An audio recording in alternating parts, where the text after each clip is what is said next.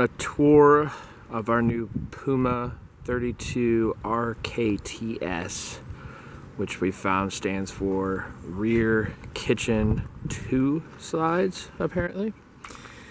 This one came with the electric assist hitch, which is fantastic. It's slow, but it's definitely better than the old hand crank.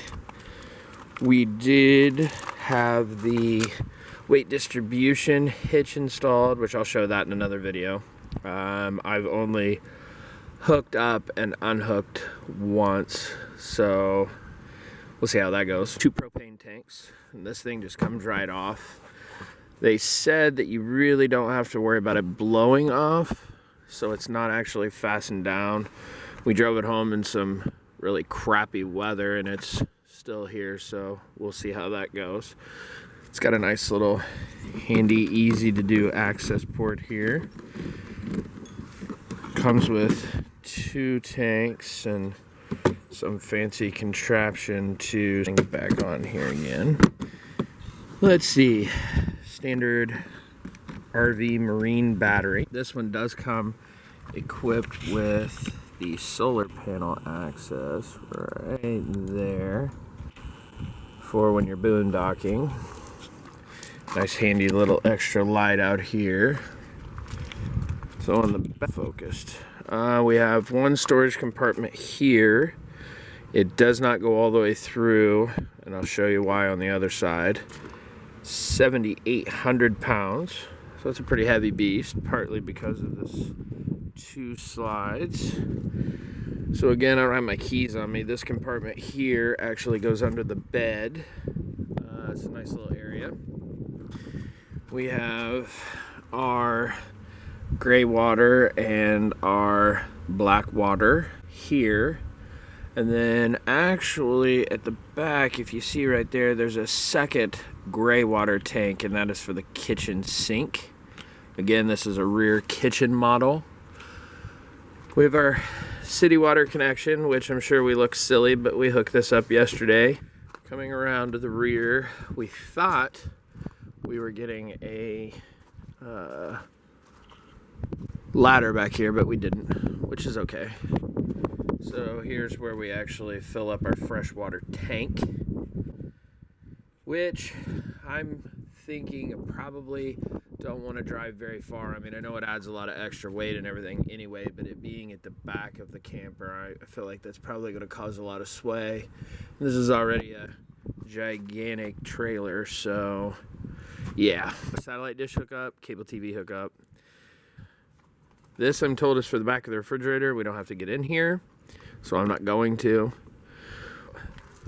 We bought this little thing yesterday at Camping World. It just fits on there with springs, as you can see. And we're told this is a necessity to keep the mud daubers out of your vent, furnace vent.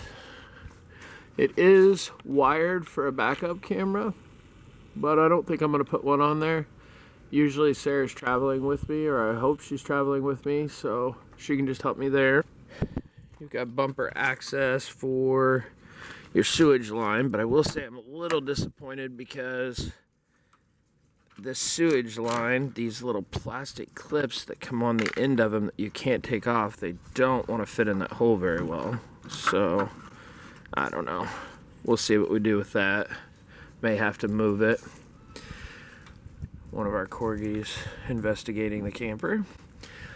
This also has load stabilization, electronic load stabilization, so that's really nice. And we've been told many times that you do not use that for leveling. That is strictly for stabilization. It still sways a little bit when we're in here, but I mean, it's not bad. I'm not expecting it to be perfect. Outdoor shower unit, which I guess would be great for the dogs, or coming back from the beach, get all the sand off. Here is our water heater, and I learned yesterday, so it is gas and electric. And on this particular model, I'll show you the panel on the inside. The panel has a flip switch for gas water heater, But in order to turn the electric portion on, you got a little switch right there. So that was a little learning yesterday. I was getting a ignition air because I didn't have the propane turned on, but I was trying to run it off of gas. So a couple of plugs. We've got the outdoor speakers and the automatic awning rollout, which is awesome.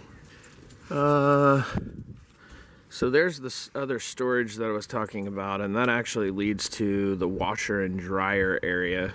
So it's actually split in half. Got these handy dandy pull-out steps that are pretty darn easy to use. Well, let's go on a tour of the inside. Thanks everyone for watching. Be sure to check out part 2, the inside tour.